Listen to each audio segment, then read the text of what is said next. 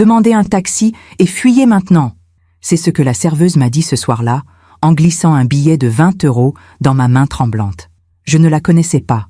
Elle ne me connaissait pas non plus. Mais ses yeux disaient tout ce que sa bouche ne pouvait pas crier dans ce restaurant silencieux et élégant. Mon mari venait de sortir pour répondre à un appel. La table était dressée, les bougies allumées, le vin versé. Tout semblait parfait, mais quelque chose n'allait pas. Et cette jeune femme, cette inconnue en tablier noir, venait de me sauver la vie.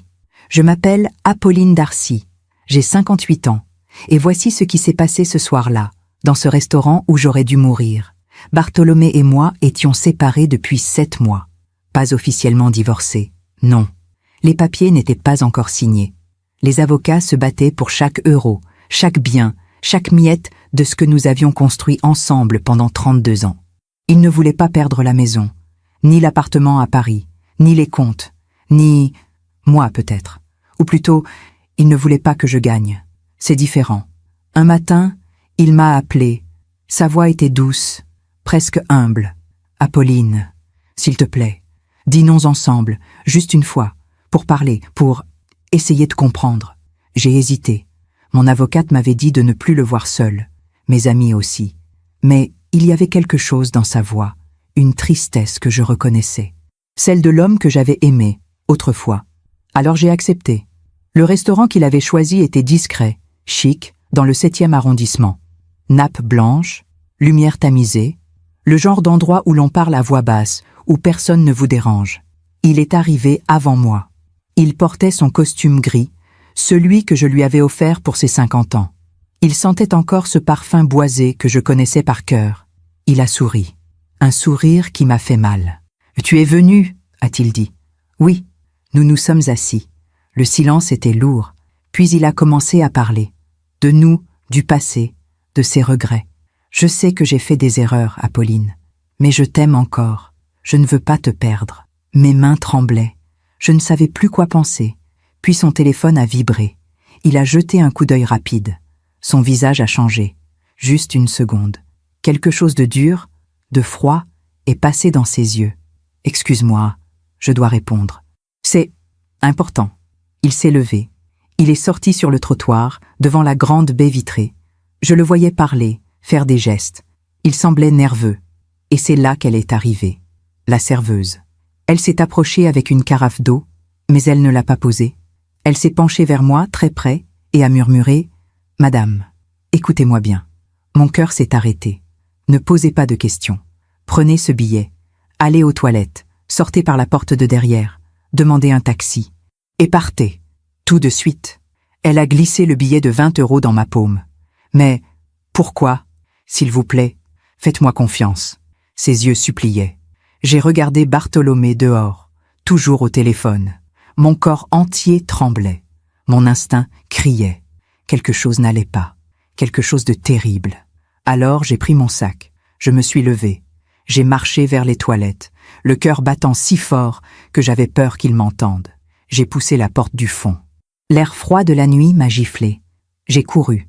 2 heures plus tard, assise dans mon appartement, les lumières éteintes, j'ai vu les informations. Braquage violent dans un restaurant du 7e arrondissement. 2 hommes armés. Pas de blessés. La police enquête. Mon sang s'est glacé. Le restaurant. Notre restaurant. Parfois, on fait confiance à ceux qui ne la méritent pas. Et vous? Avez-vous déjà senti ce frisson glacé? Cette intuition qui vous dit de fuir? Racontez-moi votre histoire dans les commentaires. J'aimerais vous lire. Quando penso en Bartholomé, un Davejo l'homme que j'ai rencontré il y a 35 ans. Pas celui du restaurant. Pas celui au téléphone, les yeux durs. Non, je vois le jeune architecte aux cheveux bruns, debout devant la bibliothèque de la Sorbonne, un carnet de croquis sous le bras. Il dessinait les façades anciennes. Il parlait de lumière, d'équilibre, de beauté. Il m'a vu. Il a souri. « Vous aimez l'architecture ? Je préfère la littérature, » ai-je répondu. Alors, nous sommes complémentaires. Nous nous sommes mariés 2 ans plus tard, dans une petite église de Provence. Ma mère pleurait. Son père nous a offert une maison dans les Yvelines. Pas immense, mais entourée de tilleuls, avec une grande cuisine où la lumière du matin entrait comme une promesse. C'est là que nous avons construit notre vie. Bartholomé travaillait beaucoup. Il concevait des immeubles, des résidences, des projets ambitieux. Moi, j'enseignais la littérature dans un lycée privé. Nous recevions des amis le dimanche. Nous voyagions l'été. Nous lisions au coin du feu l'hiver. Nous n'avons pas eu d'enfants. Pas par choix, par le destin. Cela nous a rapprochés au début. Puis, je crois que cela nous a isolés. Nous n'avions personne d'autre que nous. Et cela semblait suffire. Je me souviens de ses mains. Toujours propres, soignées, précises. Des mains d'architecte. Il les posait sur mon épaule quand je préparais le dîner. Il disait « Tu sais que je t'aime, n'est-ce pas ?» Et je répondais toujours « Oui », parce que c'était vrai, à l'époque. Nous avions une routine. Le matin, il partait tôt. Moi, je prenais mon café près de la fenêtre de la cuisine, avec vue sur les tilleuls. Il y avait une tasse que j'aimais particulièrement, blanche, avec un liseré doré. Un cadeau de ma belle-mère, décédée depuis longtemps. Je buvais toujours mon café dans cette tasse. C'était mon moment, mon silence à moi. Bartholomé m'appelait parfois dans la matinée. « Comment va ma femme préférée ?»« Je suis ta seule femme, Bartholomé. » Justement, nous rions. Les années ont passé. Doucement, comme une rivière tranquille. Nous avons acheté l'appartement à Paris, puis une autre propriété dans le Luberon. Bartholomé réussissait. Ses projets étaient publiés dans des magazines. On l'invitait à des conférences. Il voyageait de plus en plus. Et moi, je restais. Je ne m'en plaignais pas. J'avais mes élèves, mes livres, mes amis. Ma vie semblait pleine, mais quelque chose, lentement, se fissurait. Je m'en souviens maintenant. Pas sur le moment, mais en regardant en arrière, je vois les signes. Les soirs où il rentrait tard, sans un mot. Les week-ends où il répondait à des appels dans une autre pièce. Les fois où il me regardait et que je sentais une distance, comme s'il pensait à quelqu'un d'autre ou à quelque chose d'autre. Mais je ne disais rien, parce que c'était plus facile de croire que tout allait bien. Un été, nous sommes allés en Italie, Florence. Nous avons visité les musées, marché sur le Ponte Vecchio, dîné dans de petits restaurants cachés. Une nuit, sur la terrasse de notre hôtel, il m'a pris la main. « Apolline, tu es heureuse avec moi ?» La question m'a surprise. « Bien sûr. Pourquoi tu me demandes ça ?» Il a haussé les épaules. « Parfois, j'ai l'impression que nous sommes loin l'un de l'autre. C'est juste la vie, Bartholomé. Le travail, le temps, mais nous sommes toujours ensemble. » Il a souri. Mais ce sourire ne montait pas jusqu'à ses yeux. Quelques mois plus tard, nous avons fêté nos 30 ans de mariage. Un dîner intime, chez nous, avec quelques amis proches. Il a porté un toast. À Apolline, la femme la plus patiente du monde. La seule qui m'ait jamais vraiment compris. Tout le monde a applaudi. Mais moi, j'ai senti quelque chose d'étrange dans ces mots. Patiente. Pourquoi ce mot-là? C'est cette nuit-là que j'ai trouvé le premier message. Son téléphone avait vibré sur la table de nuit. Il dormait profondément. J'ai jeté un coup d'œil par réflexe. Tu me manques déjà. À demain. Pas de nom. Juste un numéro inconnu. Mon cœur s'est serré. Mais j'ai refermé les yeux. Je me suis dit que c'était une collègue. Une cliente. Rien d'important. Je me suis rendormie. Ou plutôt, j'ai fait semblant. Pendant que je raconte tout cela, je me demande d'où vous m'écoutez en ce moment. Écrivez le nom de votre ville en commentaire. Cela me ferait plaisir de savoir où cette histoire voyage. Les mois qui ont suivi ce message, j'ai commencé à observer Bartholomé différemment. Pas avec jalousie. Pas encore. Plutôt avec curiosité. Comme si je découvrais un étranger dans mon propre lit. Il y avait de petits changements, des détails que personne d'autre n'aurait remarqués. Mais moi, après 30 ans de mariage, je les voyais tous. Il prenait plus soin de lui. Il avait toujours été élégant, bien sûr. Mais là, c'était différent. Il avait changé de parfum, un parfum plus jeune, plus audacieux. Il portait des chemises neuves que je ne lui avais jamais vues. Il allait chez le coiffeur toutes les 3 semaines au lieu de 6. Un soir, je lui ai dit « Tu es très beau ces temps-ci ». Il a souri, flatté. « Tu trouves ? Oui, tu as rajeuni ?» Il a ri. Mais son rire sonnait faux. C'est peut-être le nouveau projet, ça me motive. Le nouveau projet. Toujours un nouveau projet. Il voyageait de plus en plus. Marseille, Lyon, Bordeaux, parfois même Bruxelles ou Genève. Des réunions importantes, disait-il. Des clients exigeants, des chantiers à superviser. Je ne posais pas de questions. Parce que c'était son travail. Parce que c'était normal. Parce que j'avais peur de la réponse. Mais une nuit, Alors qu'il était à Marseille, j'ai fait quelque chose que je n'aurais jamais imaginé faire. J'ai ouvert son ordinateur. Je ne cherchais rien de précis. Je ne sais même pas ce que j'espérais trouver. Peut-être rien. Peut-être juste la confirmation que j'inventais tout dans ma tête. Son mot de passe était notre date de mariage. Il l'avait toujours été. Cela m'a rassuré, étrangement. Comme si cela prouvait que j'avais encore une place dans sa vie. J'ai ouvert sa messagerie, ses emails professionnels, des échanges avec des architectes, des entrepreneurs, des clients. Rien d'anormal. Puis, j'ai vu un dossier intitulé « Personnel ». Mon cœur s'est mis à battre plus fort. J'ai cliqué. Il y avait des photos, des dizaines de photos. D'elle, une femme brune, jeune, peut-être 35 ans, souriante, élégante. Elle portait un manteau rouge sur l'une des photos. Sur une autre, elle était assise dans un café, une tasse à la main, le regard tourné vers la caméra. Elle était belle, et elle le regardait comme je l'avais regardé autrefois. J'ai fermé l'ordinateur, mes mains tremblaient, mon ventre se tordait. Je suis allé dans la cuisine. J'ai pris ma tasse blanche au liseré doré. J'ai versé de l'eau chaude. Je me suis assise près de la fenêtre. Les tilleuls étaient immobiles dans la nuit. J'ai pleuré, mais pas comme on pleure de chagrin. Non. C'était autre chose, une sorte de fatigue immense, comme si tout mon corps acceptait enfin ce que mon esprit refusait depuis des mois. Il ne m'aimait plus, ou plutôt, il aimait quelqu'un d'autre. Quand Bartholomé est rentré de Marseille, je ne lui ai rien dit. Il m'a embrassé sur le front, comme d'habitude. Il a posé son sac. Il a parlé de son voyage, de son client difficile, de la chaleur insupportable dans le sud. Je l'ai écouté. J'ai souri. J'ai préparé le dîner. Et toute la soirée, j'ai pensé à cette femme en manteau rouge. Les semaines suivantes, j'ai essayé de continuer comme avant. Mais c'était comme marcher sur du verre brisé. Chaque geste, chaque mot me faisait mal. Je regardais Bartholomé partir le matin et je me demandais, où va-t-il vraiment? Est-ce qu'il la voit aujourd'hui? Est-ce qu'il pense à elle quand il me touche? La nuit, je ne dormais plus. Je restais éveillée, les yeux ouverts dans le noir, écoutant sa respiration tranquille à côté de moi. Comment pouvait-il dormir si paisiblement? Comment pouvait-il mentir avec tant de facilité? Un dimanche matin, je lui ai demandé « Bartholomé, est-ce que tu es heureux ?» Il a levé les yeux de son journal. « Bien sûr. Pourquoi ?»« Je ne sais pas.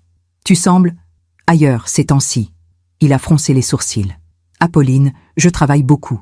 C'est normal que je sois fatigué. »« Mais je suis heureux. Nous sommes heureux. »« Non ?» J'ai hoché la tête. « Oui, bien sûr. » Mais ma voix était creuse. J'ai parlé à mon amie Claudine. Elle était la seule en qui j'avais confiance. Nous nous connaissions depuis le lycée. Elle avait divorcé 10 ans plus tôt. Elle savait ce que c'était, la trahison. Nous étions assises dans un salon de thé, près du Luxembourg. Claudine, je crois que Bartholomé me trompe. Elle n'a pas semblé surprise. Depuis combien de temps tu le sais? Je ne sais pas. Des mois peut-être. Mais je n'arrive pas à lui en parler. Pourquoi? J'ai regardé ma tasse. Une tasse en porcelaine fine, avec des fleurs peintes. Pas comme la mienne, chez moi. Pas comme celle qui m'attendait chaque matin, fidèle, silencieuse. Parce que si je lui en parle, tout devient réel. Et je ne sais pas si je suis prête. Claudine a posé sa main sur la mienne. « Apolline, tu mérites mieux que ça. Tu mérites la vérité. » Mais je ne lui ai rien dit, pas tout de suite. Je continuais à jouer mon rôle. L'épouse parfaite, discrète, compréhensive, patiente. Ce mot, encore, patiente. Combien de temps peut-on être patiente avant de devenir invisible? Un soir, il est rentré avec un bouquet de roses blanches. « Pour toi », a-t-il dit, souriant. J'ai pris les fleurs. Elles sentaient bon. Trop bon, peut-être. Quelle occasion? Aucune. J'avais juste envie de te faire plaisir.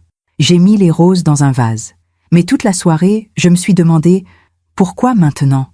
Pourquoi ce geste soudain? Était-ce de la culpabilité? Ou pire, était-ce une façon de me garder tranquille pendant qu'il continuait à la voir, elle? Quelques jours plus tard, j'ai trouvé un reçu dans la poche de sa veste, un restaurant à Paris. Le genre d'endroit où l'on va pour impressionner, pour séduire. Il y était allé un mardi soir. Le mardi où il m'avait dit qu'il travaillait tard au bureau. Le reçu mentionnait 2 couverts, une bouteille de champagne, un dessert à partager. J'ai plié le reçu. Je l'ai remis dans sa poche. Et ce soir-là, quand il est rentré, je lui ai demandé « Comment s'est passée ta journée ?»« Longue, fatigante, mais productive. Tu as bien mangé? Oh, j'ai pris un sandwich au bureau, rien de spécial. Il a souri. Il m'a embrassé sur la joue. Et moi, j'ai souri aussi. C'est à ce moment-là que j'ai compris quelque chose de terrible. Ce n'était pas juste une aventure passagère. Ce n'était pas une erreur, un moment de faiblesse. Non, c'était organisé, calculé, méthodique. Il me mentait avec une facilité déconcertante, comme si j'étais devenu un détail dans sa vie, un détail à gérer, à contourner. Pas une femme, pas une épouse, juste un obstacle. J'ai commencé à me regarder dans le miroir différemment. Mes cheveux grisonnaient, mes mains montraient les années. Mon visage portait les traces du temps, des sourires, des inquiétudes. J'avais 57 ans, elle en avait 35. Peut-être que c'était aussi simple que ça. Peut-être que je n'étais plus assez jeune, assez belle, assez intéressante. Mais une nuit, alors que je pleurais seule dans la cuisine, ma tasse vide entre les mains, j'ai pensé à ma mère. Elle m'avait dit, des années plus tôt, avant de mourir, « Apolline, ne laisse jamais un homme te faire croire que tu ne vaux rien. » Et là, dans cette cuisine silencieuse, j'ai compris. Ce n'était pas moi le problème, c'était lui. 2 semaines plus tard, il est parti pour un voyage d'affaires à Lyon. 3 jours, avait-il dit. Le premier soir, j'ai appelé son hôtel. « Bonjour, je souhaiterais parler à Monsieur Darcy. Chambre... » La réceptionniste m'a interrompu. « Je suis désolée, madame. Nous n'avons personne sous ce nom. » Mon sang s'est glacé. « Vous êtes sûre? Bartholomé Darcy. Il a réservé pour 3 nuits. » « Non, madame, aucune réservation à ce nom. » J'ai raccroché. Il n'était pas à Lyon. Il n'était nulle part où il aurait dû être. Et c'est là que j'ai pris ma décision. Le lendemain matin, j'ai appelé une avocate, Maître Lemoine, une femme réputée, implacable, que Claudine m'avait recommandée. « Je veux divorcer », ai-je dit. Elle n'a posé aucune question inutile. « Très bien.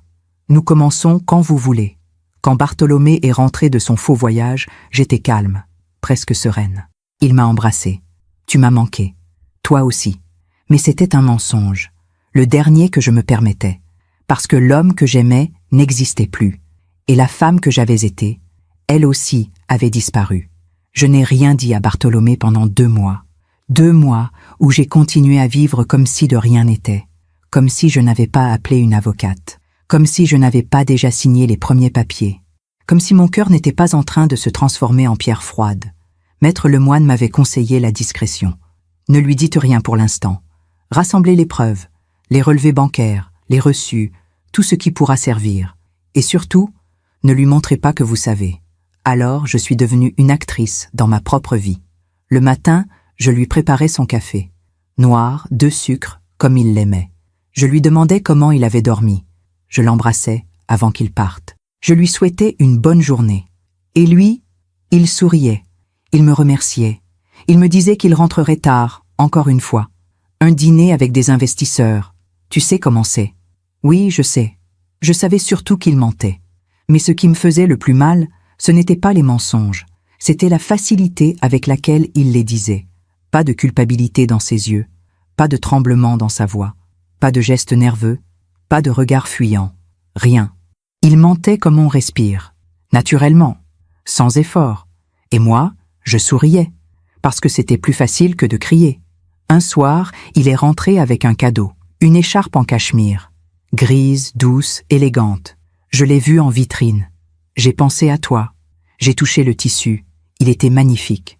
Merci Bartholomé. Elle est très belle. Comme toi. Il m'a embrassée. Et pendant 1 seconde, j'ai presque cru que c'était vrai, que j'étais encore quelque chose pour lui, que peut-être je m'étais trompée, que tout cela n'était qu'un mauvais rêve. Mais cette nuit-là, alors qu'il dormait, j'ai pris son téléphone. Un nouveau message. De Léa. « Merci pour l'écharpe, elle me va à merveille. Je t'aime. » J'ai relu le message 3 fois. L'écharpe, mon écharpe. Il lui en avait acheté une identique. Ou peut-être que la mienne était une copie de la sienne. Un après-coup. Une compensation.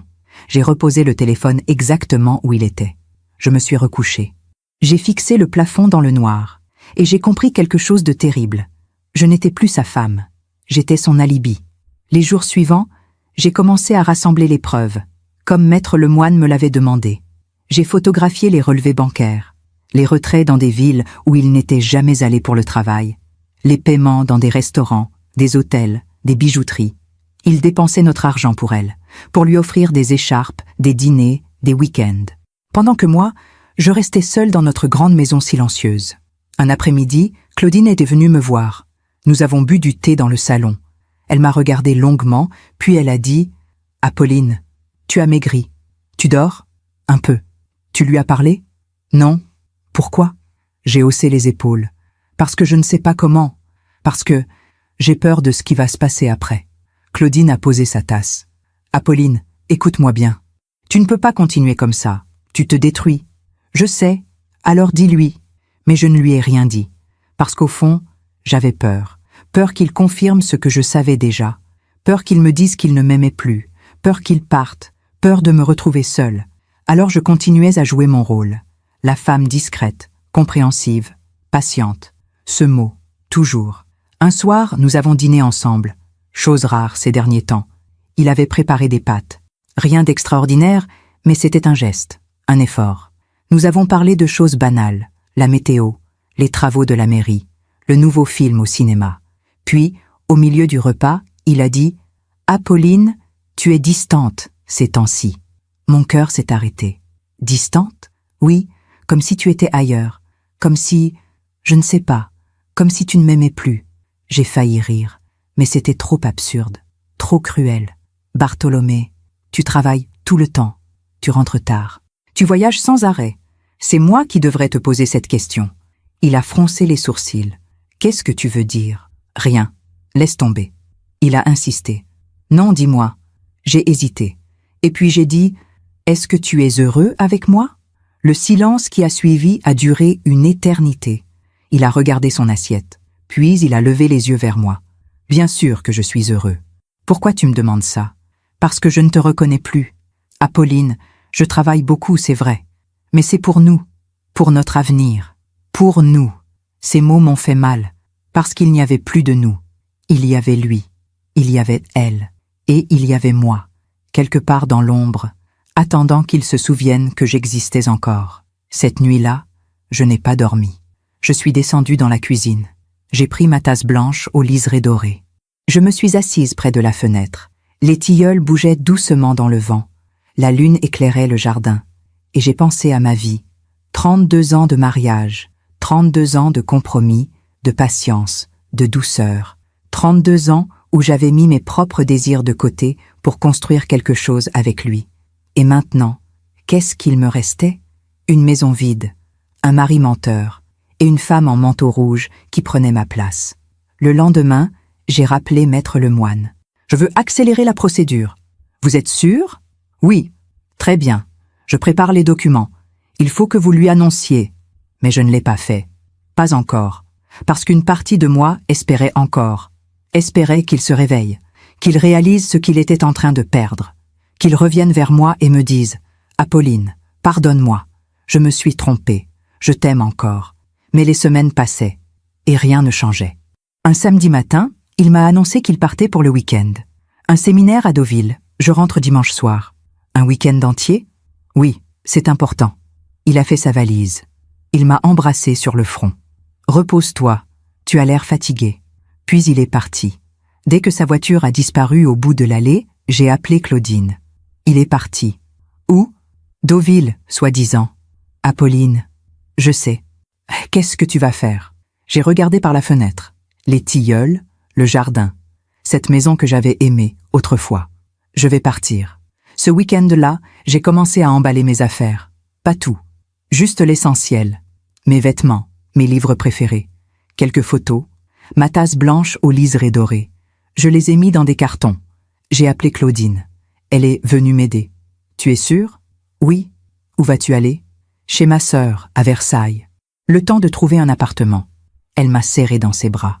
Tu fais le bon choix. Le dimanche soir, quand Bartholomé est rentré, la maison était vide. Enfin presque. J'avais laissé un mot sur la table de la cuisine. Bartholomé, je pars. Je ne peux plus vivre comme ça. Tu recevras les papiers du divorce dans quelques jours. Ne me cherche pas. Apolline. Mais je n'ai pas eu le courage de partir avant son retour. Je suis restée. Encore une semaine. Encore un mois.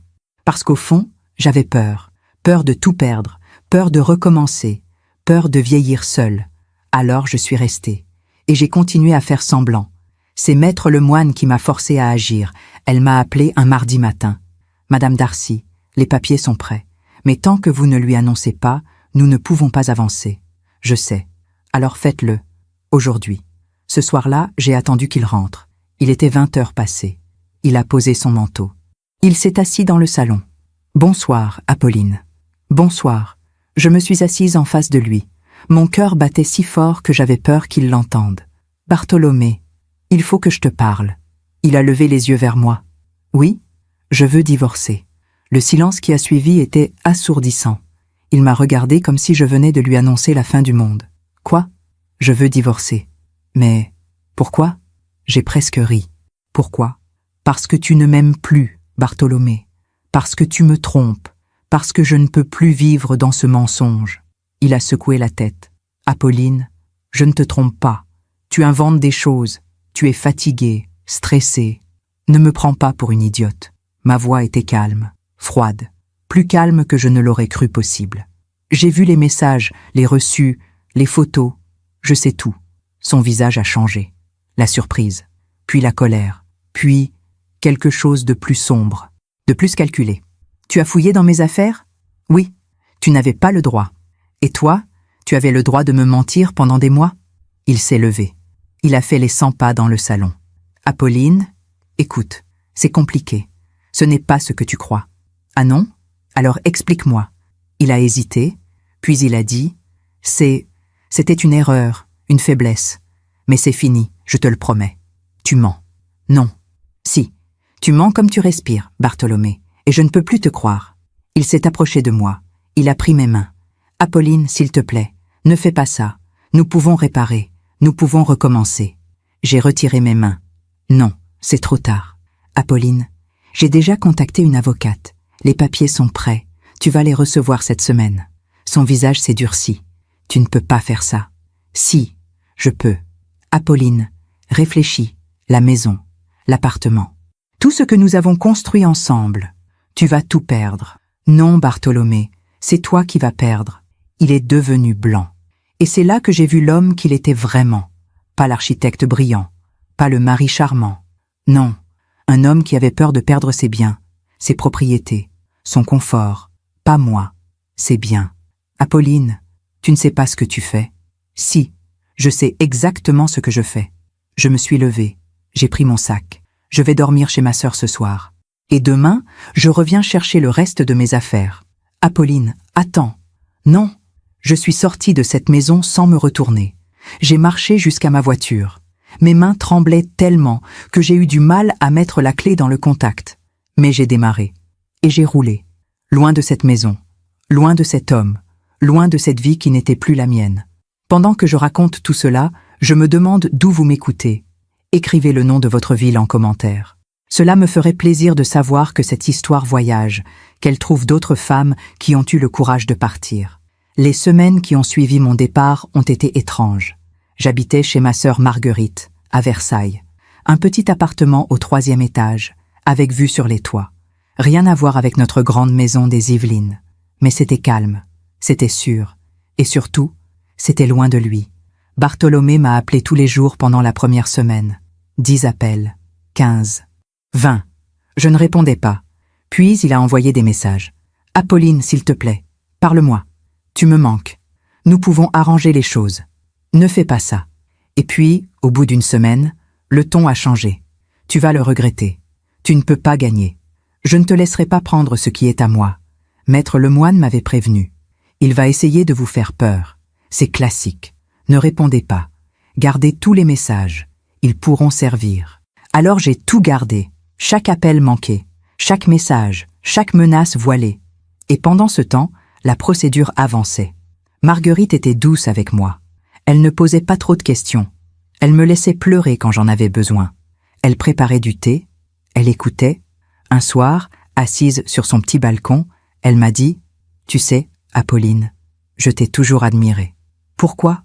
Parce que tu as tenu si longtemps. Moi, j'aurais craqué bien avant. » J'ai souri tristement. Tenir, ce n'est pas toujours une qualité. Parfois, c'est juste de la lâcheté. Non, c'était de l'espoir, et il n'y a rien de lâche là-dedans.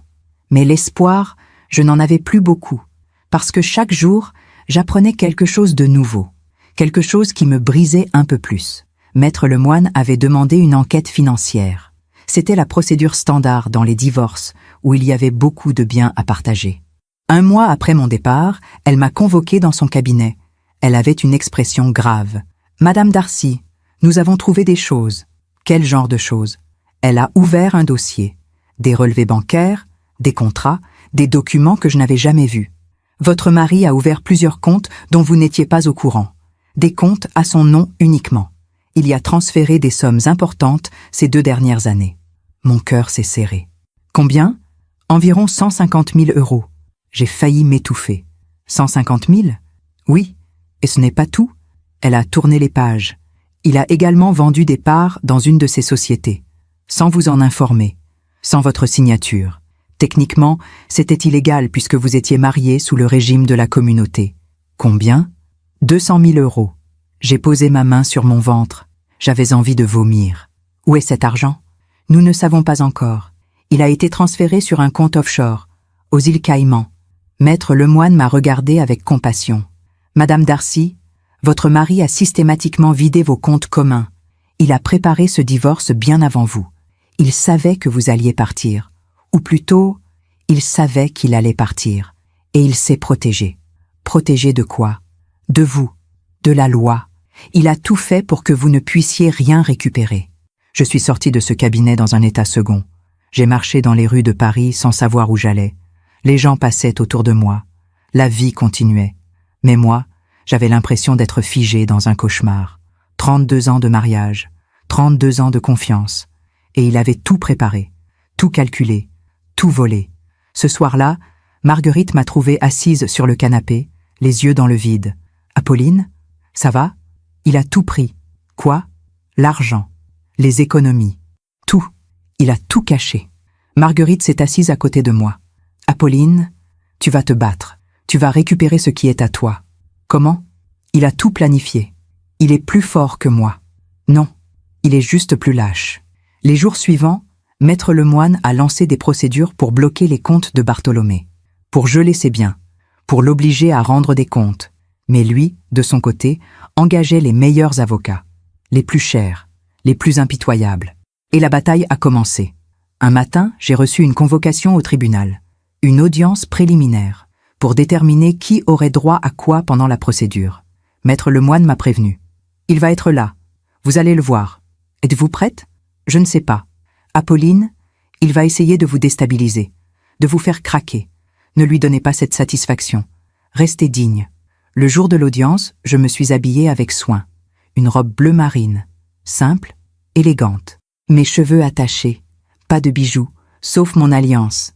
Oui, je la portais encore, pas par amour, mais par défiance, pour lui montrer que j'étais toujours sa femme, légalement, et que je n'allais pas disparaître sans me battre. Quand je suis entrée dans la salle d'audience, je l'ai vu, Bartholomé, assis avec ses 2 avocats, en costume sombre, les cheveux parfaitement coiffés, l'air sûr de lui. Il m'a regardé, et pendant une seconde, j'ai vu quelque chose passer dans ses yeux. De la surprise? Du regret? Non, du calcul. L'audience a été brutale. Son avocat a tout fait pour me faire passer pour une femme instable, jalouse, paranoïaque. Madame Darcy prétend que mon client l'a trompée. Mais où sont les preuves? Des photos qu'elle a prises illégalement sur son ordinateur? Des messages qu'elle a lus sans son consentement? Maître Lemoine a répliqué. Monsieur Darcy a systématiquement dissimulé des fonds. Il a menti sur ses revenus. Il a violé la loi en vendant des parts sans l'accord de son épouse. Mon client a simplement protégé ses intérêts professionnels. Ses intérêts ou ses mensonges? Le juge a levé la main. Silence. Il a regardé les documents. Puis il a dit « Je vais ordonner un audit complet des finances de Monsieur Darcy. En attendant, tous les comptes communs sont gelés. Madame Darcy recevra une pension alimentaire mensuelle de 3 000 €. Bartholomé s'est levé d'un bond. 3 000 €? C'est ridicule. Le juge l'a foudroyé du regard. Asseyez-vous, Monsieur Darcy. En sortant du tribunal, Bartholomé m'a rattrapé sur les marches. Apolline. Je me suis arrêtée. Maître Lemoine était à côté de moi. Ne lui parlez pas, a-t-elle murmuré. Mais je me suis retournée. Quoi? Il était pâle, tendu. Tu es en train de tout détruire. Non, Bartholomé, c'est toi qui as tout détruit. Apolline, on peut encore arranger les choses. Retire ta plainte. Annule cette procédure. On peut recommencer. J'ai failli rire. Recommencer? Avec toi? Après ce que tu as fait? Je t'aime encore. Ces mots m'ont frappé comme une gifle. Je t'aime encore. Comment osait-il? Comment osait-il me dire ça, là, sur les marches d'un tribunal, après m'avoir volé, trompé, humilié? Non, Bartholomé, tu ne m'aimes pas. Tu ne m'as jamais aimé. Tu aimes ton confort, ta maison, ton argent. Mais moi, tu m'as oublié il y a longtemps. Ce n'est pas vrai. Si. Et tu sais quoi? Je te pardonne. Il a froncé les sourcils. Quoi? Je te pardonne. Parce que je ne veux plus porter cette colère. Je ne veux plus perdre mon temps avec toi. Je suis parti. Et cette fois, je ne me suis pas retourné. Les semaines suivantes, l'audit financier a révélé encore plus de mensonges, des investissements secrets, des propriétés achetées au nom de sociétés écrans, des dettes cachées. Bartholomé s'était construit un empire parallèle, un empire dont je ne savais rien. Et maintenant, tout s'effondrait. Maître Lemoine était confiante. Nous allons gagner. Il a violé trop de lois. Il a menti sous serment. Le juge va le sanctionner. Mais moi, je ne ressentais aucune joie, juste de la tristesse, parce que tout cela aurait pu être évité. Si seulement il avait été honnête, si seulement il m'avait respecté. Mais il avait choisi le mensonge. Et maintenant, il allait payer.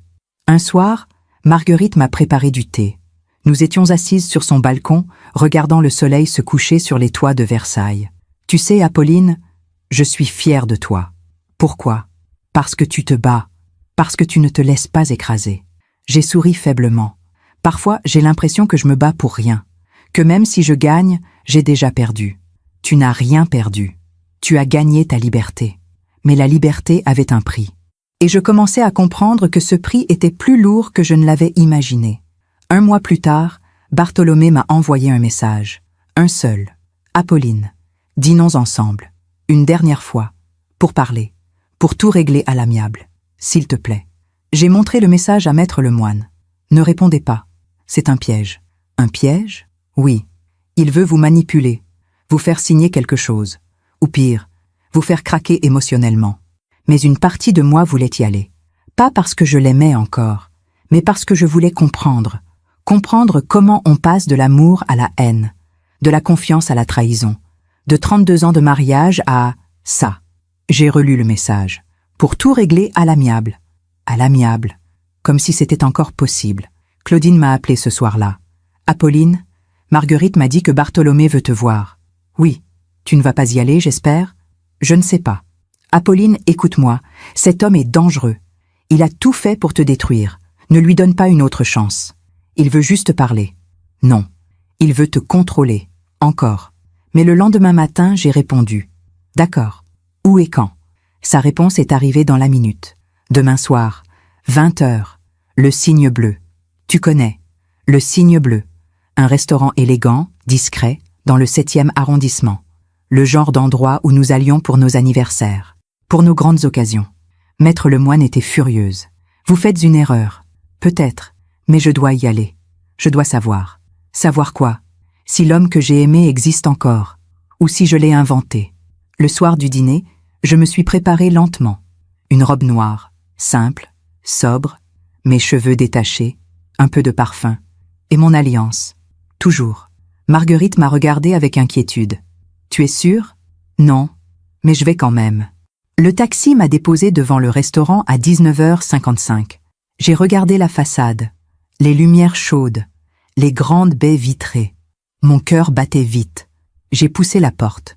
Bartholomé était déjà là, assis à une table au fond. Costume gris, sourire nerveux. Il s'est levé quand il m'a vu. Apolline, merci d'être venue. Bartholomé, nous nous sommes assis. Le silence était lourd. Puis, il a commencé à parler. De nous, du passé, de ses regrets. Les mêmes mots qu'avant. Les mêmes promesses. Je sais que j'ai fait des erreurs, mais je veux arranger les choses. Je veux qu'on arrête cette guerre. Cette guerre, c'est toi qui l'as commencée. Non, c'est toi, en partant, en engageant une avocate, en me traitant comme un criminel. J'ai regardé cet homme en face de moi, et j'ai réalisé quelque chose. Il ne regrettait rien. Il avait juste peur de perdre. Bartholomé, pourquoi tu m'as fait venir ici? Pour parler, pour trouver une solution. Une solution? Oui? Retire ta plainte. Signe un arrangement à l'amiable. Je te donne la maison des Yvelines. Et 100 000 euros. C'est généreux. J'ai failli rire. Généreux? Tu as caché 350 000 euros. Tu m'offres 100 000. Et tu appelles ça généreux? Son visage s'est durci. Apolline, ne me pousse pas à bout. Ou quoi? Il s'est levé brusquement. J'ai besoin d'air, je reviens. Il est sorti, son téléphone à la main. Je l'ai vu à travers la baie vitrée. Il parlait, il faisait des gestes nerveux. Et c'est là que la serveuse est arrivée. Une jeune femme, brune, tablier noir. Elle s'est approchée avec une carafe d'eau. Mais au lieu de la poser, elle s'est penchée vers moi. Madame, sa voix tremblait. Oui? Écoutez-moi bien. Ne posez pas de questions. Prenez ça. Elle a glissé un billet de 20 euros dans ma main. Allez aux toilettes. Sortez par la porte de derrière. Demandez un taxi et partez. Maintenant, mon sang s'est glacé. Mais pourquoi? S'il vous plaît, faites-moi confiance. Ses yeux suppliaient. Ils vont arriver dans quelques minutes. Et vous ne devez pas être là. Mon cœur explosait dans ma poitrine. Qui va arriver? Je ne peux pas dire. Mais partez, maintenant. J'ai regardé Bartholomé dehors, toujours au téléphone, et j'ai compris. Quelque chose n'allait pas. Quelque chose de terrible. J'ai pris mon sac. Je me suis levée. J'ai marché vers les toilettes, les jambes tremblantes. J'ai poussé la porte de derrière. L'air froid. La nuit, j'ai couru. J'ai couru dans la ruelle derrière le restaurant. Mes talons claquaient sur les pavés mouillés. Mon cœur battait si fort que j'entendais le sang dans mes oreilles. Je ne savais pas où j'allais. Je ne savais pas ce qui se passait. Je savais juste que je devais partir. Au bout de la rue, j'ai vu un taxi, les lumières allumées, libre. J'ai levé la main. Il s'est arrêté. « Où allez-vous, madame ?»« Versailles. Vite, s'il vous plaît. » Ma voix tremblait. Le chauffeur m'a regardé dans le rétroviseur. « Ça va, madame ?»« Oui. »« Non. Je ne sais pas. Partez, s'il vous plaît. » Le taxi a démarré. J'ai regardé par la vitre arrière. Le restaurant s'éloignait. Les lumières chaudes, la façade élégante. Et Bartholomé, quelque part à l'intérieur, qui m'attendait. Qui m'attendait pour quoi? Mes mains tremblaient. J'ai sorti mon téléphone. J'ai appelé Marguerite. « Allô? Marguerite? Apolline? Qu'est-ce qui se passe? Tu pleures? Je suis dans un taxi. Je rentre. Tu es partie du restaurant? Oui. Pourquoi? Qu'est-ce qui s'est passé? Je ne sais pas. Une serveuse, elle m'a dit de partir. Elle m'a donné de l'argent et elle m'a dit de fuir. Quoi? Je ne comprends pas. Bartholomé était sorti pour téléphoner et elle m'a dit que quelqu'un allait arriver. Que je ne devais pas être là. Il y a eu un silence à l'autre bout du fil. Apolline, rentre vite. Je t'attends. Le trajet jusqu'à Versailles m'a paru durer des heures. Je regardais les rues défiler. Les lumières. Les gens qui marchaient tranquillement, sans savoir, sans avoir peur. Moi, j'avais peur. Une peur que je ne comprenais pas. Une peur viscérale. Qu'est-ce que Bartholomé avait prévu? Qu'est-ce que cette serveuse avait entendu? Et pourquoi m'avait-elle sauvée? Quand je suis arrivée chez Marguerite, elle m'attendait sur le palier. Elle m'a prise dans ses bras. Mon Dieu, Apolline, tu trembles. Je ne comprends rien. Viens, assieds-toi, je vais te faire du thé. Je me suis assise sur le canapé. Marguerite a allumé la télévision pour me distraire. Les informations.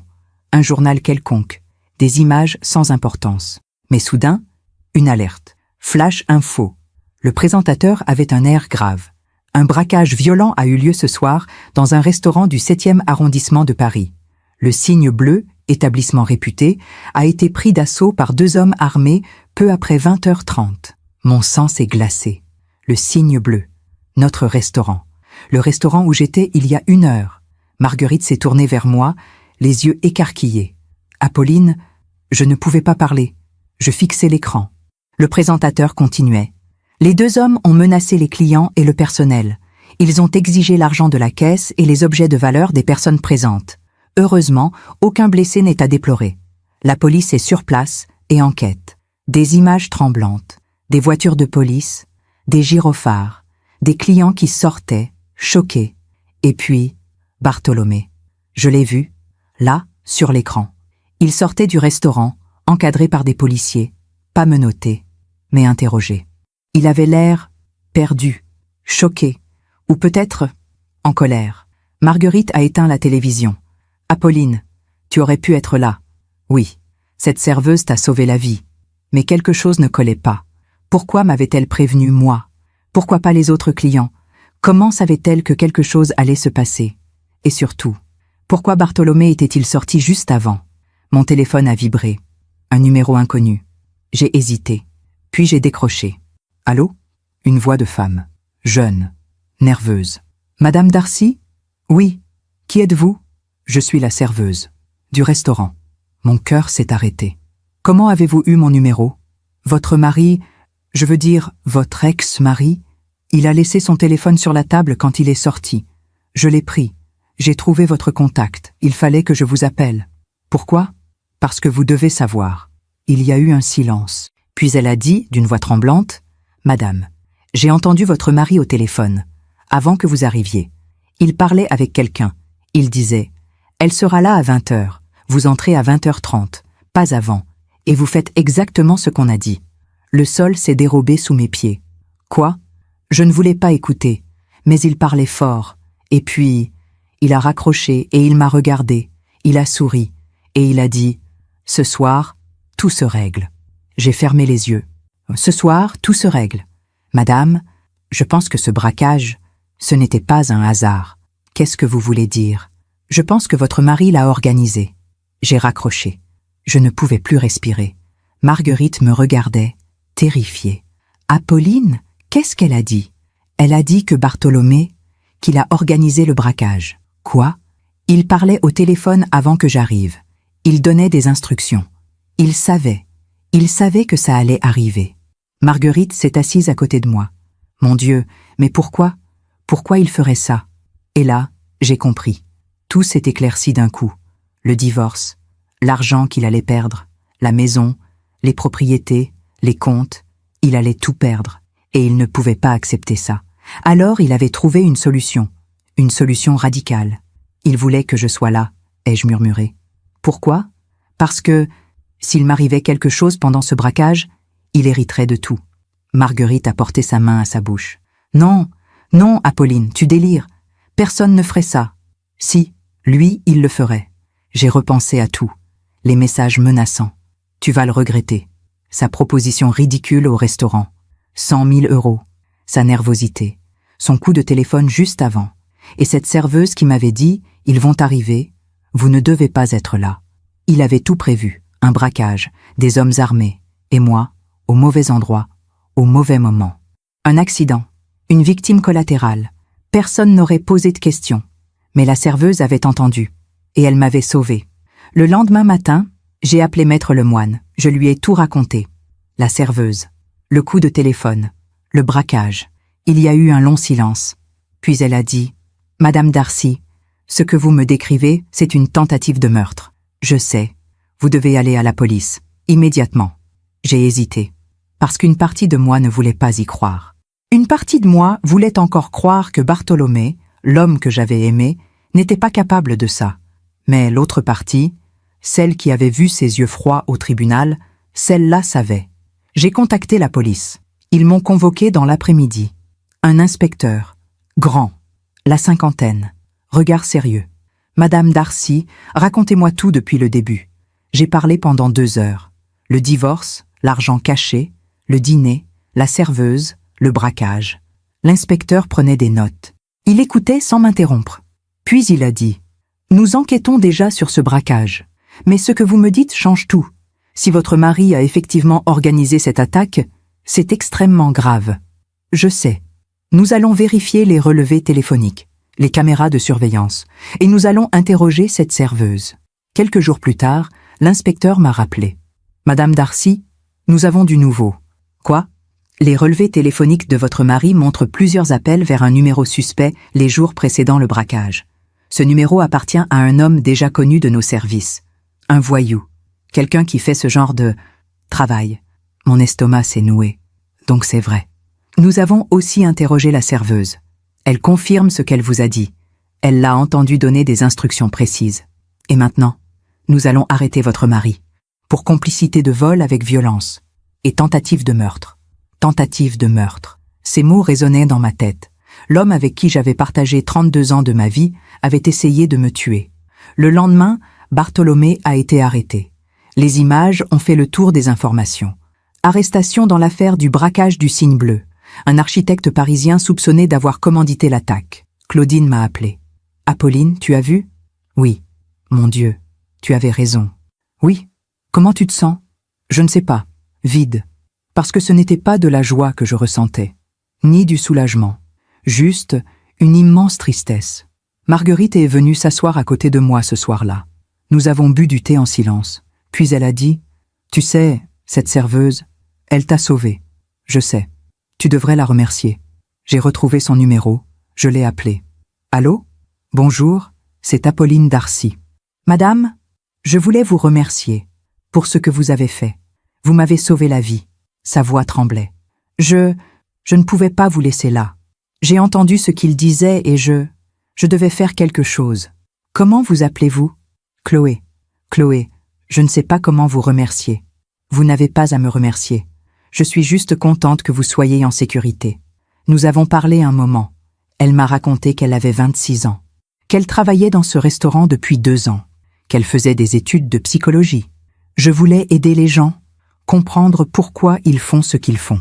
Vous avez déjà commencé, ai-je dit. Après avoir raccroché, je suis restée assise dans le noir. Je pensais à Bartholomé, à l'homme qu'il avait été, à l'homme qu'il était devenu. Comment quelqu'un peut-il changer à ce point ? Ou peut-être qu'il n'avait jamais changé. Peut-être que j'avais juste refusé de voir qui il était vraiment. Maître Lemoine m'a appelé le lendemain. « Madame Darcy, la procédure de divorce est suspendue. En raison de l'arrestation de votre mari, tout est gelé. Pour combien de temps ? Jusqu'à la fin de l'enquête, peut-être plusieurs mois, mais vous êtes en sécurité maintenant. Il est en détention provisoire. Plusieurs mois, encore plusieurs mois à attendre, à porter son nom, à être liée à lui. Mais au moins, j'étais vivante. Un soir, j'ai sorti ma tasse blanche au liseré doré. Je l'avais emportée avec moi quand j'étais partie. C'était une des seules choses que j'avais vraiment tenu à garder. J'ai préparé du thé. Je me suis assise près de la fenêtre de l'appartement de Marguerite. Les toits de Versailles s'étendaient devant moi. Et j'ai pleuré. Pas de colère, pas de peur, juste de soulagement. Parce que j'avais survécu. Marguerite est venue me rejoindre. « Ça va aller, Apolline. Je sais. Tu es forte. Plus forte que tu ne le crois. » Mais je ne me sentais pas forte. Je me sentais brisée. 32 ans de ma vie s'étaient effondrés en quelques mois. L'homme que j'avais aimé avait essayé de me tuer. Comment est-ce qu'on se relève de ça ? Les jours suivants, les médias ont commencé à raconter l'histoire. L'architecte et le braquage, un crime passionnel, divorce sanglant dans la bourgeoisie parisienne, un mari prêt à tout pour garder sa fortune. Mon nom était partout. Mon visage aussi. Des photos prises lors du procès. Apolline Darcy, la femme qui avait failli mourir. Claudine m'a conseillé de ne pas lire les articles. Ils ne savent rien, ils inventent. Mais je les lisais quand même, parce que j'avais besoin de comprendre, besoin de voir comment les gens percevaient de cette histoire. Certains me soutenaient. Quelle horreur, cette pauvre femme. J'espère qu'il va croupir en prison. D'autres me jugeaient. Elle n'avait qu'à le quitter plus tôt. Il y a sûrement une autre version. J'ai fermé mon ordinateur, parce qu'au fond, peu importait ce que les gens pensaient. Ce qui importait, c'était que j'étais vivante, et que lui, il allait payer. Je me demande encore si j'ai fait le bon choix ce soir-là, si j'aurais dû rester, affronter ce qui allait arriver, ou si fuir était la seule option. Et vous, qu'auriez-vous fait à ma place ? Dites-le moi en commentaire, parce que parfois, il n'y a pas de bonne réponse, juste la survie. Les semaines qui ont suivi l'arrestation de Bartholomé ont été étranges. Je vivais dans une sorte de brouillard, entre soulagement et épuisement, entre colère et tristesse. Marguerite était aux petits soins. Claudine venait me voir presque tous les jours. Même mes anciennes collègues du lycée m'ont appelée. Des gens que je n'avais pas vus depuis des années. Tout le monde voulait savoir comment j'allais. Tout le monde voulait entendre l'histoire de mes propres lèvres. Mais moi, je ne savais pas comment j'allais. Maître Lemoine m'a convoqué à son cabinet 3 semaines après l'arrestation. Madame Darcy, j'ai des nouvelles. Bonnes ou mauvaises? Elle a hésité. Les deux. Elle a ouvert un dossier. La bonne nouvelle, c'est que l'enquête avance bien. Les preuves contre votre mari s'accumulent.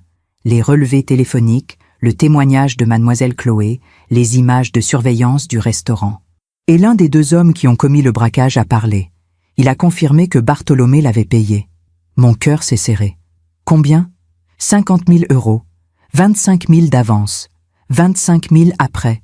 Elle n'a pas fini sa phrase. Après ma mort. Et la mauvaise nouvelle? Maître Lemoine a pris une grande inspiration. Votre mari demande à vous voir. J'ai senti mon estomac se nouer. Quoi? Il a demandé à son avocat d'organiser une rencontre, au parloir de la prison. Il dit qu'il a besoin de vous parler. Non. Madame Darcy. Non. Je ne veux pas le voir. Je comprends. Mais son avocat insiste. Il dit que c'est important. Que Bartholomé a des choses à vous dire. Des choses qui pourraient vous aider. Je me suis levée. M'aider? Cet homme a essayé de me tuer. Et maintenant, il veut me parler? Non. C'est non. Maître Lemoine m'a regardé avec calme. Apolline, je ne vous oblige à rien. Mais parfois, entendre ce qu'un criminel a à dire peut nous aider à tourner la page, à comprendre. Je ne veux pas comprendre. Je veux juste qu'il disparaisse de ma vie. Mais cette nuit-là, je n'ai pas dormi. Je pensais à Bartholomé, seul, dans une cellule. Qu'est-ce qu'il voulait me dire? Des excuses, des explications, ou peut-être une dernière manipulation. 3 jours plus tard, j'ai rappelé Maître Lemoine. D'accord. D'accord, pourquoi? J'irai le voir. Vous êtes sûr? Non, mais je vais quand même. Le parloir de la prison de Fleury-Mérogis. Un endroit froid, gris, triste, des tables en formica, des chaises en plastique, des vitres épaisses, des gardiens partout. J'étais assise, les mains croisées, le cœur battant. Et puis, il est entré. Bartholomé. Il avait maigri. Ses cheveux grisonnaient plus qu'avant. Ses yeux étaient cernés. Il portait un survêtement bleu délavé. Il ne ressemblait plus à l'architecte élégant que j'avais connu. Il ressemblait à un homme brisé. Il s'est assis en face de moi. Il a tenté de sourire. « Apolline, merci d'être venue. Je n'ai rien dit. Tu vas bien? Tu me demandes si je vais bien? Vraiment ?» Il a baissé les yeux. « Je sais, c'est stupide. » Un long silence. Puis il a dit « Apolline, je ne sais pas par où commencer. Commence par la vérité. Pour une fois. » Il a levé les yeux vers moi. Et j'ai vu quelque chose que je n'avais jamais vu avant. De la honte. Tu as raison. J'ai tout gâché. J'ai menti. J'ai triché. J'ai fait des choses impardonnables. Tu as essayé de me tuer. Oui. Ce oui m'a coupé le souffle. Pas de déni. Pas d'excuse. Juste oui. Pourquoi? Il a fermé les yeux. Parce que j'avais peur. Peur de quoi? De perdre. De tout perdre. Ma maison. Mon argent. Ma réputation. Et surtout, mon contrôle. Il a ouvert les yeux. Ils étaient rouges. Apolline. Pendant toutes ces années, j'ai construit une image. L'architecte brillant, le mari parfait, l'homme qui réussit tout. Et toi? Tu faisais partie de cette image. Tu étais la femme élégante, discrète, qui restait à ma place, qui ne posait pas de questions, qui se taisait. Oui, et quand j'ai décidé de partir, quand tu as décidé de partir, toute cette image s'est fissurée. Les gens allaient parler. Les clients allaient savoir. Ma réputation allait être ternie. Et surtout, j'allais perdre de l'argent. Beaucoup d'argent. Je l'ai regardé. Alors tu as préféré me tuer. Oui, un autre silence. Mais tu sais ce qui est le plus fou? Quoi? Je ne t'ai jamais vraiment aimé. Ces mots m'ont frappé comme un coup de poing. Quoi? Je pensais que oui, au début, quand on s'est rencontrés. Tu étais belle, intelligente, tu venais d'une bonne famille, tu étais parfaite pour le rôle. Le rôle? La femme de l'architecte, celle qui tient la maison, qui reçoit les invités, qui sourit au dîner. J'ai senti mes yeux se remplir de larmes, mais je ne les ai pas laissés couler. Alors tout était faux, depuis le début. Non, pas tout. Il y a eu des moments vrais, des moments où je pensais vraiment que nous étions heureux. Mais je crois que j'ai toujours pensé plus à moi qu'à toi. Et Léa? Il a eu l'air surpris. Comment tu sais pour Léa? J'ai vu les photos, j'ai lu les messages. Il a hoché la tête. Léa, c'était différent. Elle était jeune, elle m'admirait, elle me faisait sentir vivant, comme si j'avais encore 20 ans. Alors tu l'aimais, elle?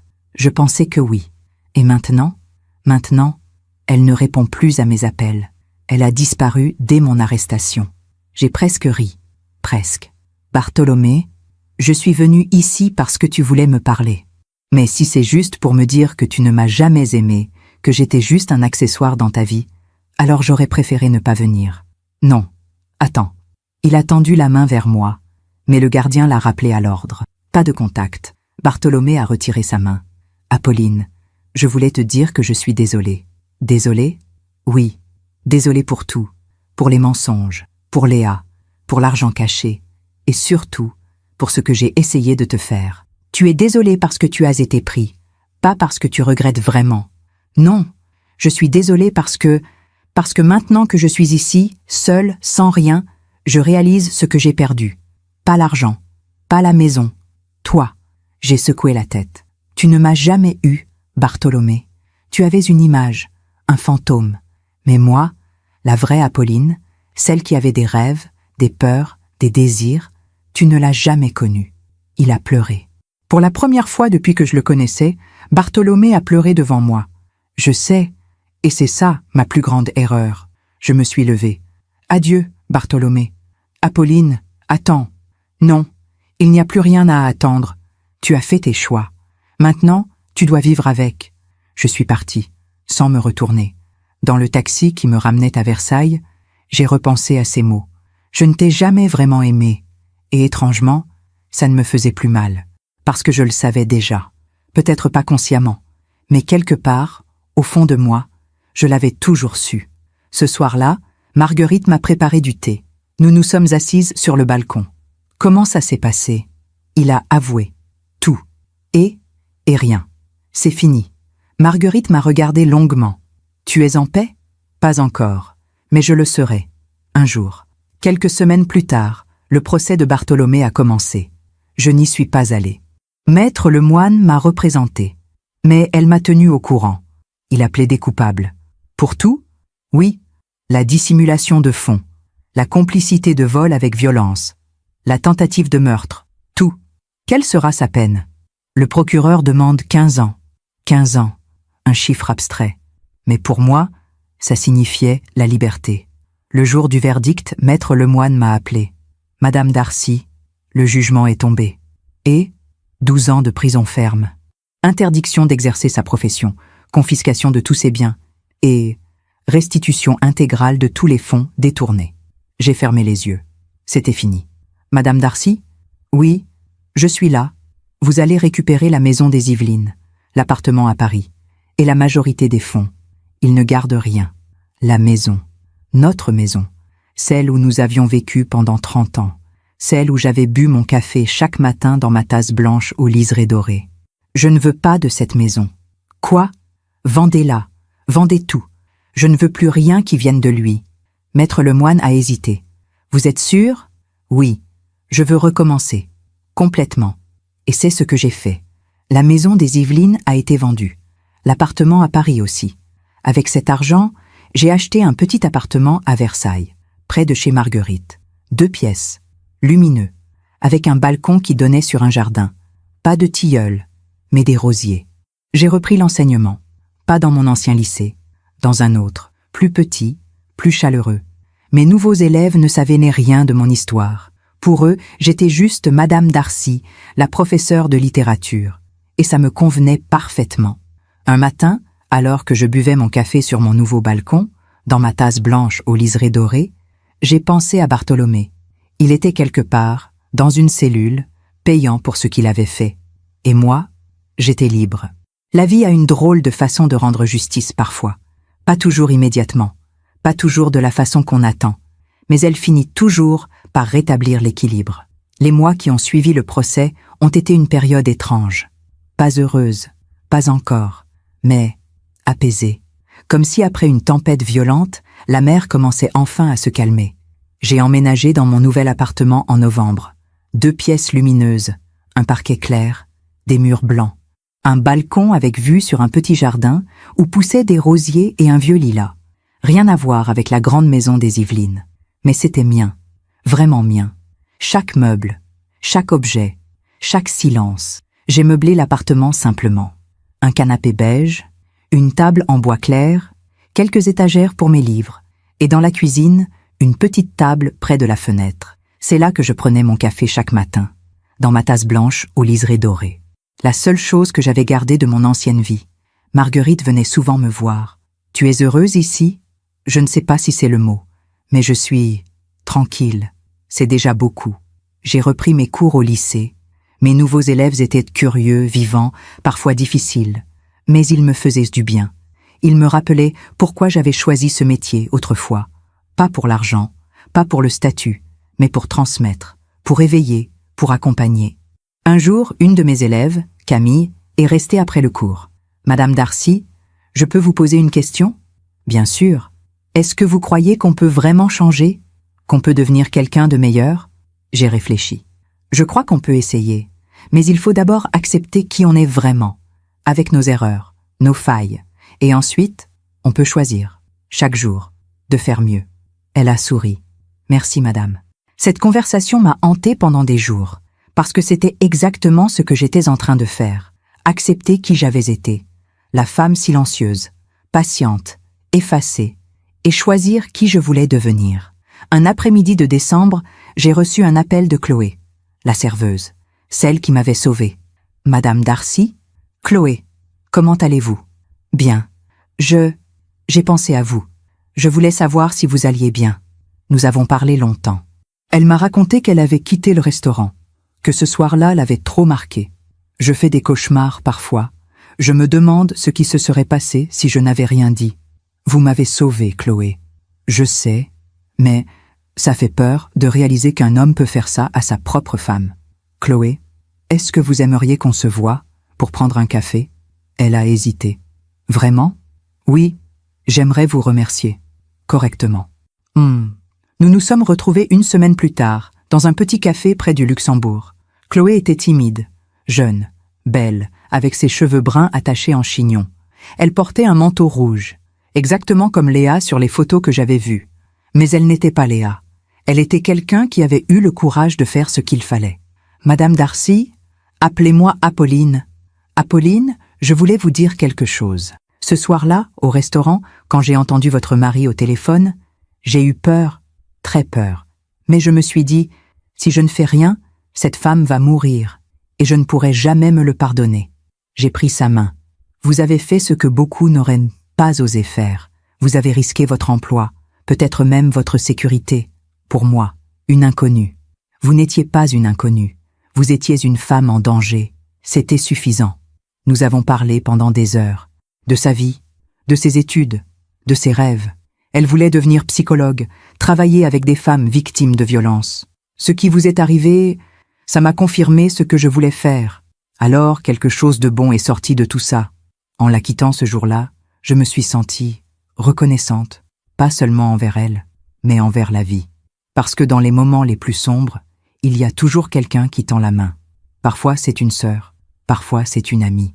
Et parfois, c'est une inconnue dans un restaurant. Janvier est arrivé. Une nouvelle année.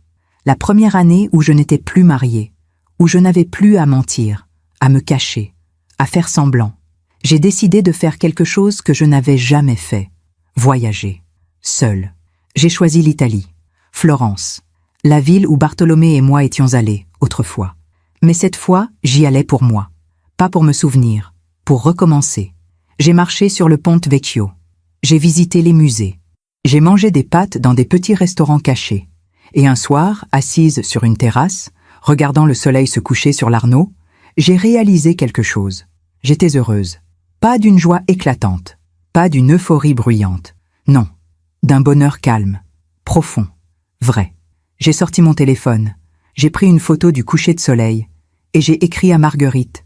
Je vais bien, vraiment bien. En rentrant à Versailles, j'ai trouvé une lettre de la prison, de Bartholomé. J'ai hésité à l'ouvrir. Puis je me suis dit, non, pas aujourd'hui, peut-être jamais. Mais quelques jours plus tard, la curiosité a été plus forte. J'ai ouvert l'enveloppe. Apolline, je ne sais pas si tu liras cette lettre. Je ne sais même pas si tu devrais la lire. Mais j'avais besoin de t'écrire. Une dernière fois, la prison change un homme. Ou peut-être qu'elle révèle qui il est vraiment. Je ne sais pas. Ce que je sais, c'est que je pense à toi tous les jours, à ce que j'ai fait, à ce que j'ai détruit. Je ne te demande pas de me pardonner. Je n'en ai pas le droit. Mais je voulais que tu saches quelque chose. Tu avais raison. Surtout, je ne t'ai jamais vraiment vue. Je t'ai prise pour acquise. Je t'ai utilisée. Et quand tu as décidé de partir, j'ai eu si peur de perdre ce que je possédais que j'ai oublié qui tu étais. Maintenant, c'est trop tard. Tu es libre. Et moi, je paie. Mais tu sais ce qui est étrange? Je suis content que tu sois libre. Parce que tu le mérites. Bartholomé. J'ai replié la lettre. Je l'ai posée sur la table, et je l'ai regardée longtemps, puis je l'ai déchirée, lentement, en petits morceaux, et je les ai jetés, parce que ses regrets ne me concernaient plus. Son pardon ne m'intéressait plus. Sa prison intérieure ne m'appartenait plus. J'avais ma propre vie maintenant, et elle était belle. Un matin de février, alors que je buvais mon café sur le balcon, j'ai regardé les rosiers dans le jardin. Ils étaient nus, endormis, en attente du printemps, comme moi, quelques mois plus tôt. Mais le printemps viendrait, et avec lui, les fleurs. Ce jour-là, j'ai compris quelque chose de profond. La justice, ce n'est pas toujours la vengeance. Ce n'est pas toujours voir l'autre souffrir. Parfois, la justice, c'est juste être libre. Libre de ses mensonges, libre de sa toxicité, libre de continuer sans lui. Et moi, j'étais libre. Marguerite est venue me voir ce soir-là. Tu as l'air sereine. Je le suis. Qu'est-ce qui a changé? Tout et rien. Je crois que j'ai juste accepté. Accepté quoi? Que je ne peux pas changer le passé, mais que je peux choisir mon avenir. Elle m'a souri. Tu as raison. Et tu sais quoi? Tu es plus forte que tu ne l'as jamais été. Cette nuit-là, j'ai dormi profondément, sans cauchemar, sans peur, juste en paix, parce que j'avais fait le plus dur. J'avais lâché prise. Et en lâchant prise, j'avais gagné. Le printemps est arrivé. Les rosiers du jardin ont commencé à bourgeonner. Le lilas s'est couvert de fleurs violettes. L'air sentait la terre mouillée et les nouvelles pousses. Et moi, je fleurissais aussi. Cela faisait presque 1 an que j'avais quitté Bartholomé. 1 an que j'avais fui ce restaurant. 1 an que ma vie avait basculé.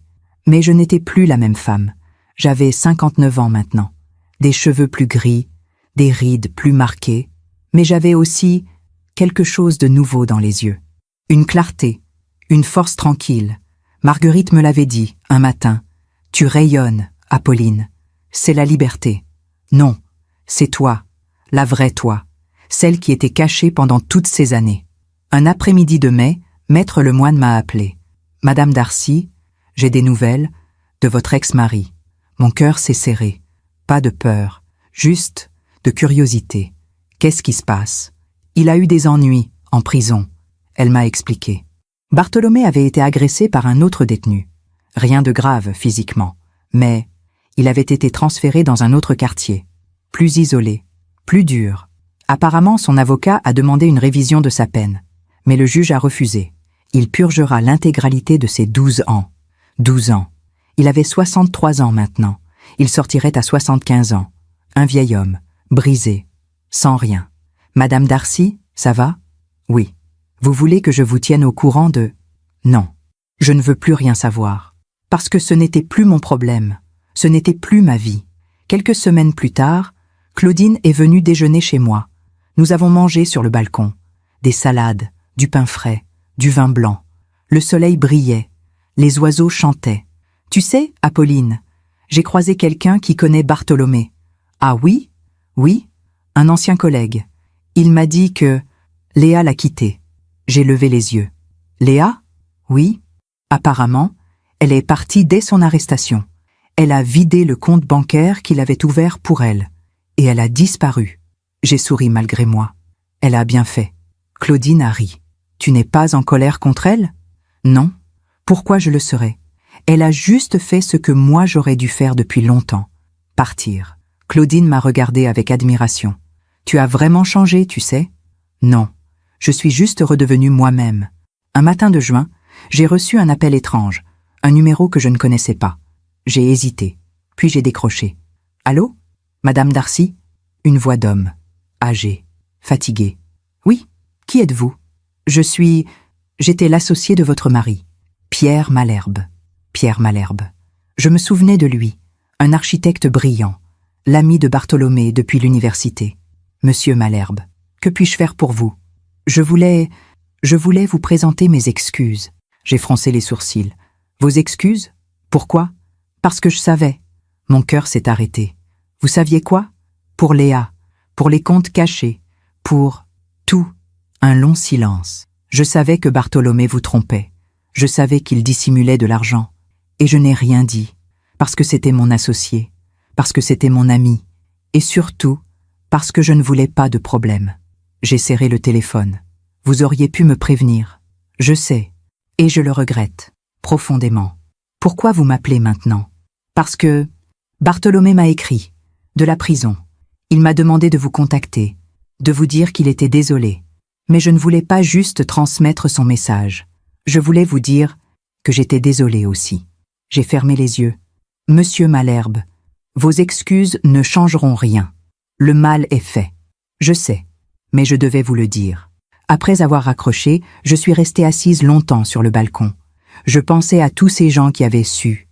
Pierre, peut-être d'autres collègues, peut-être même des amis, et personne n'avait rien dit.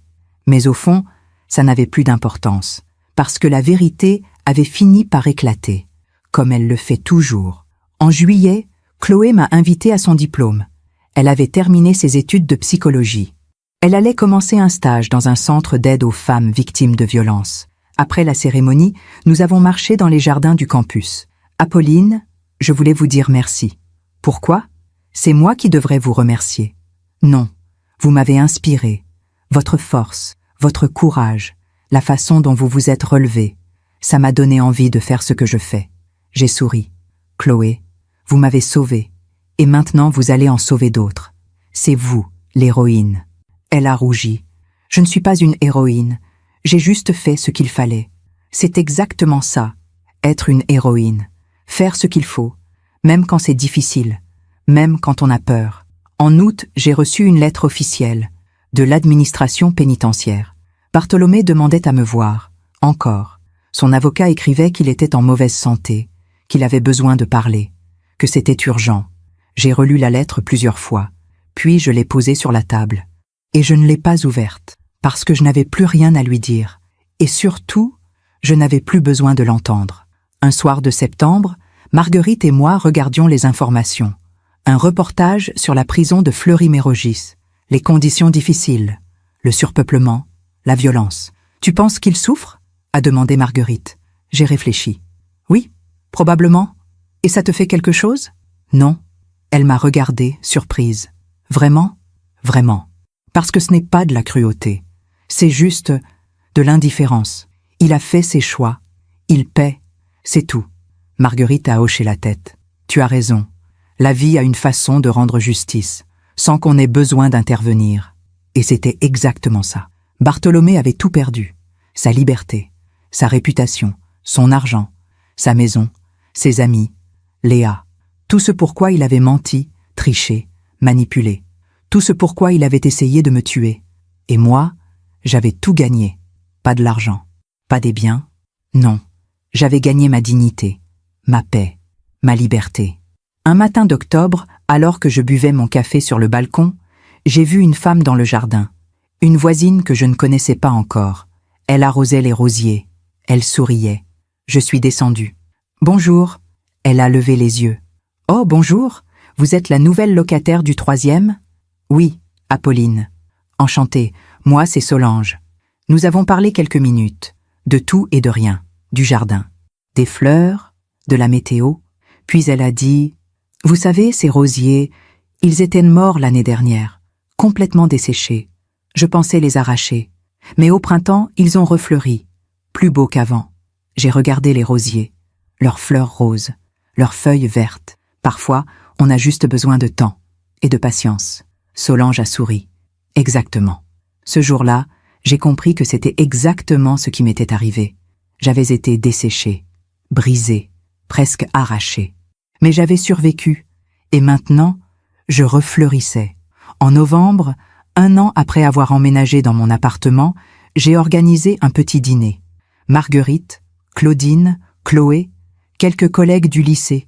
Nous avons ri, nous avons bu du vin, nous avons parlé de tout. Et à un moment, Claudine a levé son verre. À Apolline, la femme la plus forte que je connaisse. Tout le monde a levé son verre. À Apolline. J'ai souri, les larmes aux yeux. Merci. Merci à vous tous. Merci d'avoir été là. Merci de m'avoir soutenue. Et puis j'ai ajouté, mais vous savez, je ne suis pas forte parce que j'ai survécu. Je suis forte parce que j'ai choisi de vivre. Cette nuit-là, après le départ de tout le monde, je me suis assise sur le balcon. La nuit était froide, mais claire. Les étoiles brillaient. J'ai repensé à Bartholomé, enfermé dans sa cellule, seul, malade, sans personne, et je n'ai ressenti ni joie ni peine, juste une distance infinie, parce que la vie lui avait rendu ce qu'il avait donné, du mensonge, de la trahison, de la solitude, et moi, j'avais reçu ce que j'avais donné, de la patience, de l'amour, de la bonté, pas de lui, mais de la vie elle-même. Elle m'avait traité de folle autrefois, quand je l'avais quitté, quand j'avais refusé de me taire. Des années plus tard, j'ai su ce qu'il était devenu. Un homme vide, seul, abandonné. Et j'ai compris que la vie finit toujours par rendre ce qu'on lui donne. Ce soir-là, j'ai dormi paisiblement, sans rêve, sans peur, juste en paix, parce que j'avais compris la plus grande leçon de toutes. La justice n'est pas toujours immédiate, mais elle est toujours inévitable. Décembre est revenu. 1 an et demi depuis ce soir où j'avais fui le restaurant. 1 an et demi depuis que ma vie avait basculé. Ce matin-là, je me suis réveillée tôt. Le soleil n'était pas encore levé. Le ciel était rose et or derrière les toits de Versailles. J'ai préparé mon café. Je me suis assise près de la fenêtre de ma cuisine. Dans ma tasse blanche aux liserés dorés, cette tasse avait traversé toute mon histoire. Elle avait été là dans ma grande maison des Yvelines, dans les matins de bonheur illusoire, dans les nuits de doute et de larmes. Elle m'avait accompagnée chez Marguerite, dans mon nouvel appartement, dans ma nouvelle vie. Elle était le seul témoin de tout, et elle était toujours là, intacte, fidèle, comme moi. J'ai bu mon café lentement, en regardant le jour se lever, et j'ai pensé à tout ce chemin parcouru. Il y a 18 mois, j'étais une femme brisée, perdue, terrorisée. Aujourd'hui, j'étais une femme libre, sereine, vivante. Ce n'avait pas été facile. Il y avait eu des nuits où je pleurais encore, des moments où la colère revenait, des instants où je me demandais si j'aurais pu faire autrement. Mais ces moments devenaient de plus en plus rares, parce que j'avais compris quelque chose de fondamental. On ne peut pas changer le passé, mais on peut choisir ce qu'on en fait. Ce matin-là, j'ai décidé d'écrire. Pas pour publier, pas pour me venger. Non, juste pour laisser une trace, pour que d'autres femmes sachent qu'on peut survivre, qu'on peut se relever. J'ai ouvert mon ordinateur. J'ai commencé à taper. Ce soir-là, j'ai compris qu'un dîner pouvait briser toute une vie. Les mots coulaient naturellement, comme si toute cette histoire attendait d'être racontée. Pas pour accuser, pas pour me plaindre, mais pour témoigner, pour dire « j'ai traversé l'enfer et j'en suis sortie. J'ai écrit pendant des heures, les souvenirs, les douleurs, les doutes, les trahisons, mais aussi les rencontres, les soutiens, les moments de grâce, Chloé qui m'avait sauvée, Marguerite qui m'avait accueillie, Claudine qui m'avait écoutée, Maître Lemoine qui m'avait défendue, toutes ces femmes qui avaient été là, sans jugement, sans condition, juste là. En fin d'après-midi, Marguerite a frappé à ma porte. « Apolline, tu es là ? » ?»« Oui, entre. » Elle est entrée avec un paquet. « Tiens, c'est pour toi. »« Qu'est-ce que c'est ? » ?»« Ouvre. » J'ai ouvert le paquet. C'était un livre, un recueil de poèmes. Sur la première page, Marguerite avait écrit « Pour ma sœur, la plus courageuse des femmes, que ces mots t'accompagnent sur ton nouveau chemin. » J'ai serré le livre contre mon cœur. « Merci, Marguerite. »« Non, merci à toi. » « Pourquoi ? Parce que tu m'as appris que c'est possible de recommencer, même après avoir tout perdu. Ce soir-là, nous avons dîné ensemble. Simple, chaleureux, des pâtes, une salade, du vin et beaucoup de rire. En rentrant chez moi, j'ai trouvé un message sur mon répondeur. De Chloé. « Apolline, je voulais juste vous dire merci. Pour tout. Vous m'avez montré que faire le bien peut vraiment changer une vie. La vôtre et la mienne. Je commence mon nouveau travail lundi. Je pense à vous. J'ai souri, Quelque chose de bon était sorti de toute cette histoire. Chloé avait trouvé sa vocation. Et moi, j'avais trouvé ma liberté. Le lendemain, j'ai reçu une dernière lettre de la prison. Pas de Bartholomé. De l'administration pénitentiaire. Madame Darcy, nous vous informons que Monsieur Bartholomé Darcy a été hospitalisé pour des raisons de santé. Son pronostic est réservé. Si vous souhaitez le voir, veuillez nous contacter dans les plus brefs délais. J'ai relu la lettre plusieurs fois. Pronostic réservé. Il était en train de mourir. Marguerite était chez moi quand j'ai reçu la lettre. Qu'est-ce que tu vas faire? Je ne sais pas. Tu veux y aller? J'ai réfléchi longtemps. Une partie de moi voulait y aller, pour avoir une vraie fin, pour fermer ce chapitre définitivement. Mais l'autre partie, celle qui avait tant souffert, disait non. Non, je n'irai pas. Tu es sûr? Oui, parce que je lui ai déjà dit adieu. Dans mon cœur, il y a longtemps. Marguerite a hoché la tête. Tu as raison, tu ne lui dois rien. 2 semaines plus tard, j'ai reçu un appel de Pierre Malherbe. Madame Darcy, je suis désolée de vous l'apprendre. Bartholomé est décédé hier soir. Un long silence. D'accord. Il n'y aura pas de funérailles. Personne ne voulait s'en occuper, sauf si vous... Non. D'accord, je comprends. Après avoir raccroché, je me suis assise sur le balcon. Les rosiers étaient nus maintenant. L'hiver était revenu. Mais au printemps, il refleurirait. Comme toujours. Bartholomé était mort. Seul. Sans personne à ses côtés. Sans amour. Sans pardon. Et moi, je n'ai ressenti ni joie ni tristesse. Juste un soulagement étrange. Parce que c'était vraiment fini maintenant.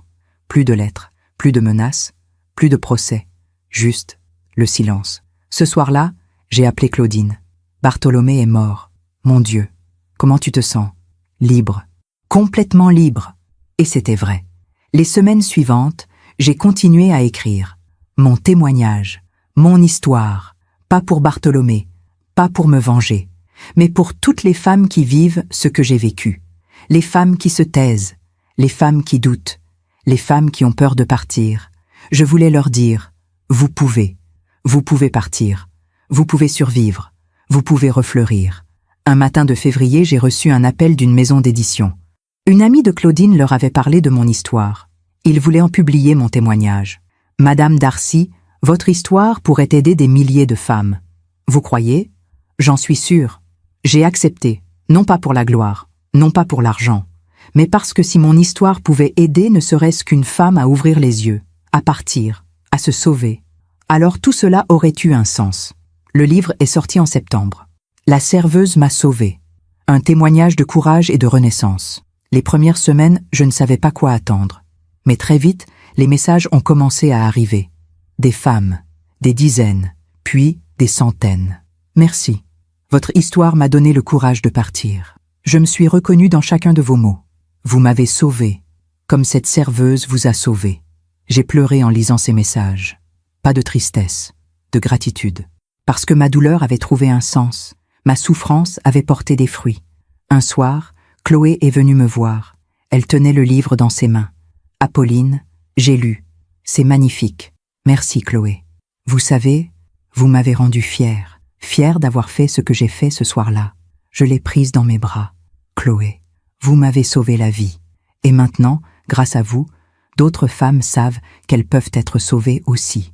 En décembre, 2 ans après cette nuit au restaurant, j'ai organisé une conférence, dans une salle à Paris, pour parler de mon livre, de mon histoire. La salle était pleine, des femmes de tous âges, certaines accompagnées, d'autres seules. Toutes étaient là pour entendre, pour comprendre, pour trouver de l'espoir. Je suis montée sur scène, mon cœur battait fort, mais j'étais calme. Bonsoir, je m'appelle Apolline Darcy, j'ai 60 ans, et voici mon histoire. J'ai raconté tout, du début à la fin, les mensonges, la trahison, le restaurant, la serveuse, la fuite, le procès, la reconstruction. Et à la fin, j'ai dit, si mon histoire vous aide, ne serait-ce qu'un peu à ouvrir les yeux, à partir, à choisir la vie plutôt que la survie, alors tout cela aura eu un sens. La salle s'est levée. Un tonnerre d'applaudissements. Après la conférence, une jeune femme s'est approchée de moi. Elle pleurait. Madame Darcy, merci, merci infiniment. Pourquoi pleurez-vous? Parce que Je vis ce que vous avez vécu, et je ne savais pas quoi faire. Mais maintenant, je sais, je vais partir. J'ai pris ses mains. Partez, et ne regardez jamais en arrière. La vie vous attend, une belle vie. Ce soir-là, en rentrant chez moi, je me suis assise sur mon balcon. Les étoiles brillaient, l'air était froid mais pur. J'ai repensé à tout ce chemin, à la femme que j'avais été, silencieuse, effacée, soumise, à la femme que j'étais devenue, forte, libre, vivante. Et j'ai compris que je n'avais rien perdu. J'avais tout gagné. Ma dignité, ma liberté, ma vie. Le lendemain matin, j'ai bu mon café dans ma tasse blanche au liseré doré. Et j'ai souri, parce que j'étais exactement où je devais être. Si cette histoire a touché votre cœur, je vous en prie, partagez-la avec quelqu'un que vous aimez. Parfois, une histoire peut changer toute une journée. Parfois même, toute une vie. Abonnez-vous pour entendre d'autres femmes qui ont transformé la douleur en sagesse. Chaque jour, une femme, une leçon de vie. Que Dieu vous bénisse et à très bientôt.